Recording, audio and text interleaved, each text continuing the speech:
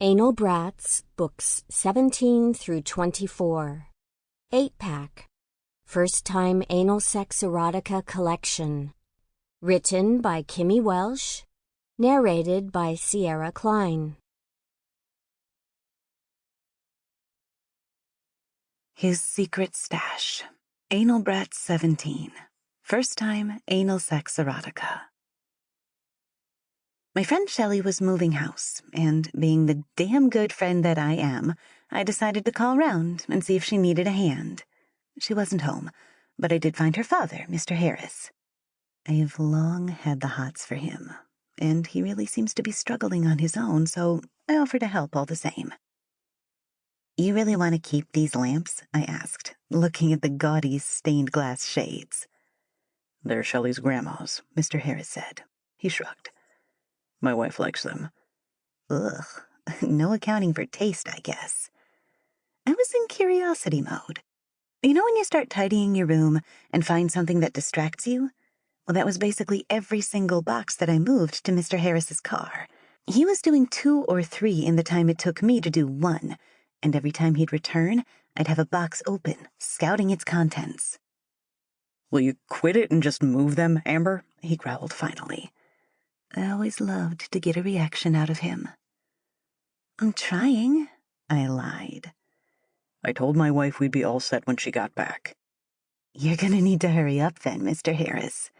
He pursed his lips, and I giggled. "I'm sorry," I told him. "I'll be faster."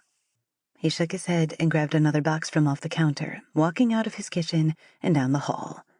When he left, I grabbed the box that was under his, but when I tried to move it, it barely shifted. Shit, it was heavy. When Mr. Harris came back, I was still struggling to move it. "I think this one is for the removal men," I said. He looked curiously at the box and then tried to move it himself. "Geez, what's in there?" I ripped back the tape and opened the middle of the box. I started to giggle immediately, and the look on Mr. Harris's face said everything. He must have totally forgotten that he'd boxed them up. "Porn magazines? Really?" They're "Shelley's grandma's?" I joked. "I got them out to throw them away," he said. "Sure you did.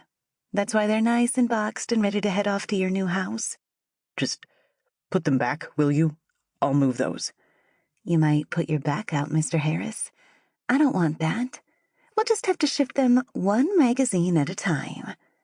I pulled one from the box and he lunged forward, snatching a hand at it. I warned. "We wouldn't want to rip them now, would we?" I held the magazine behind me and then turned to look at its cover. "Anal Virgins," I read, looking back to Mr. Harris with bulging eyes. "I had no idea you and Mrs. Harris liked that." "She doesn't," he said. And he knew he'd already said too much. "I guess that explains why you need the magazines." I fingered open the first page and looked inside.